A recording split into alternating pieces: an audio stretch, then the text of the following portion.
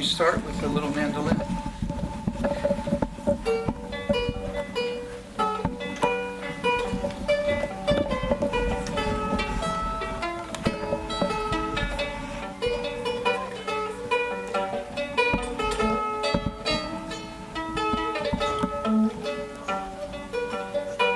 When he says, do you remember me? Say no. You only get to see him once a month. He's locked up wearing the same color of prison clothes. The same color as 19 other students in this classroom and 440 students in 22 other classrooms.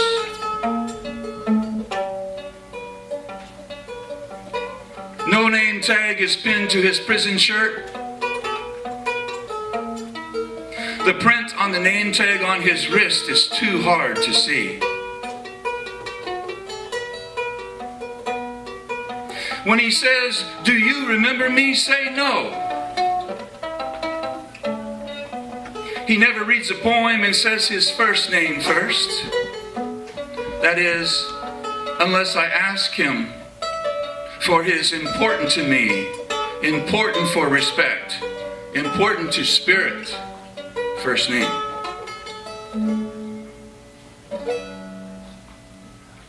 The class is only 90 minutes long, 90 minute minutes a month with no name tags. 19 other students with no name tags in the lockdown room.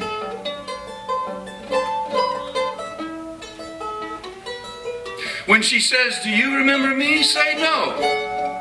It's the truth. Most days you don't remember your own name, where you were yesterday. Your classrooms range from the international border in the south to the county border in the north. You do remember how low you felt during the lies of the last presidency.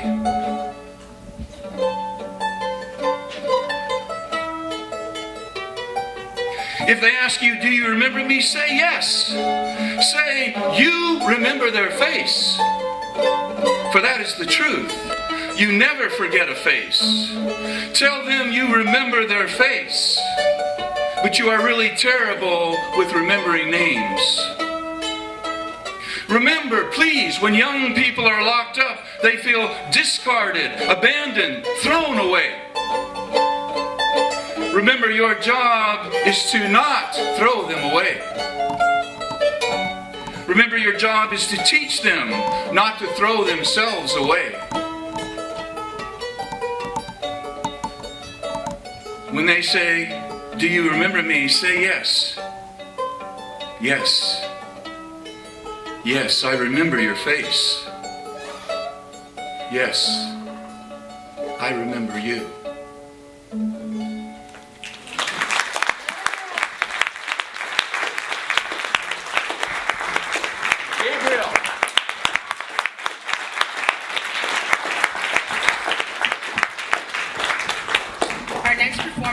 Joseph Watkins, sorry. Or from the next one. Joseph.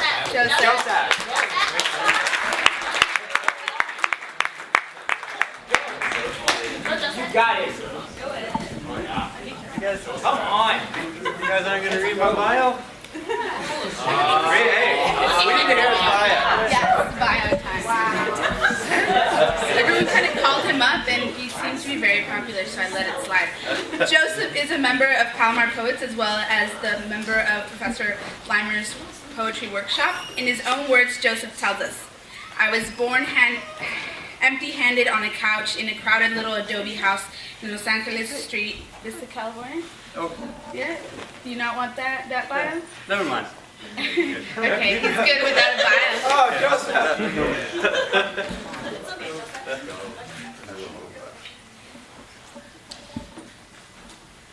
The couch had an orange and brown floral pattern. It was an ugly couch. The Santa Anas were blowing, so it was probably sweaty as well.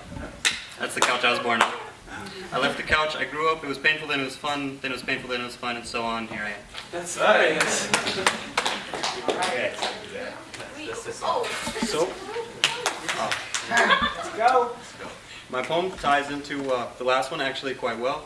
Last year there was a Supreme Court case, it was Brown versus Plata, in which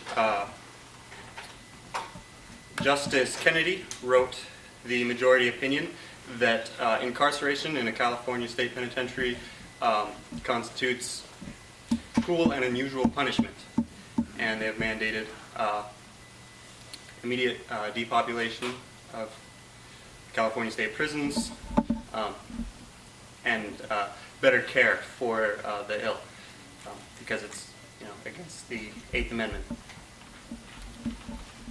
So, my poem is called "I'm Sorry I Only Visited You in Prison That Once." When I saw you, you stood more a cheap prefabricated home than a man. Like that plastic paneling that plays at wood but cracks in the corners and shivers in the wind. I saw the muscles in the corners of your eyes twitch.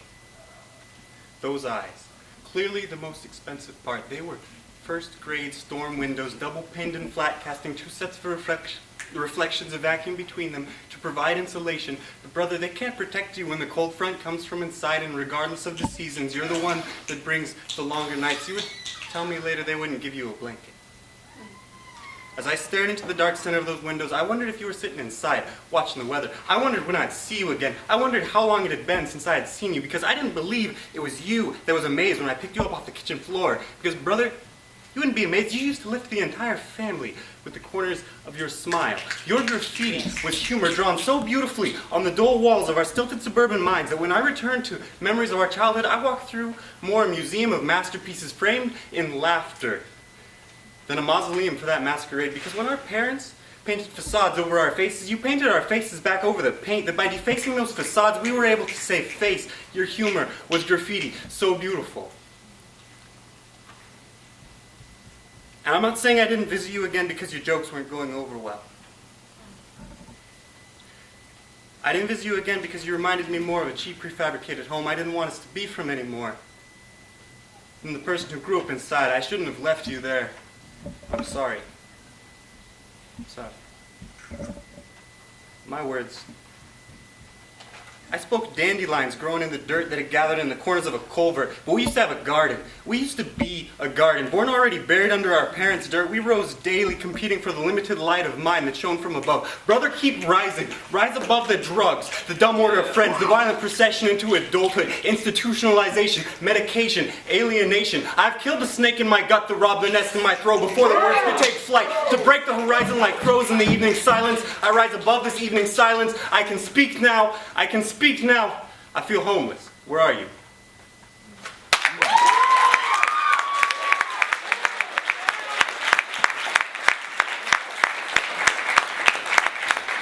Joseph Watkins, everybody. Wow, very, very powerful. Joseph. Thank you.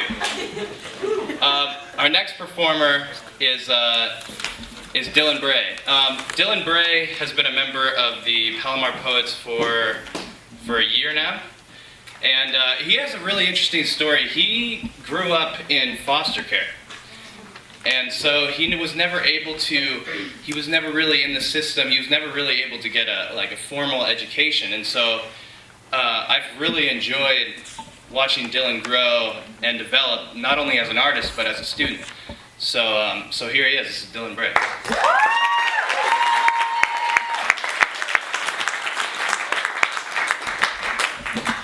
Well, now you guys know my name, obviously. But one thing you guys probably don't know is that I was put into foster care at age 4. My family was probably not one of the best ones you would think for a normal day family. Mom, complete druggie. My dad was a pure alcoholic, and when I got put out, I went from home to home to home. But with that, I got a sight that not many people have today. A sight that you see both sides of the scale on everything, good or bad. And no further ado, I'd like to introduce my poem, which is called The Pipers. Our words are like bullets that tear through their ideas. Our voices ignites them. Our minds are the guns that shoot them. Our pens are the barrels that guide them. In this war of social justice, we have claimed the ultimate weapon, just in time to save us from extinction. Now let them try to pull a curtain as red as blood over our eyes. Let them try to stab us in the back with a knife made of lies. Listen to their words. Words like a venomous snake that coils around you and tries to trap you. But we are the pipers. And our words are a melody that entrances them, a remedy to their poison and a shield to their knife. The Second Amendment said, being necessary to the security of a free state, the right to the people to keep and bear arms shall not be infringed. So I ask of you, if you have a free state of mind, to bear your arms of intellect and redefine social justice. Must this war go on? How much more will it take for us to stand strong and hold our heads and bear our arms? We seem to be the Mayans, the most advanced for our time. But if we just sit back and watch, we'll surely die. But once again, we have claimed the ultimate weapon, and that, my friend, is our minds.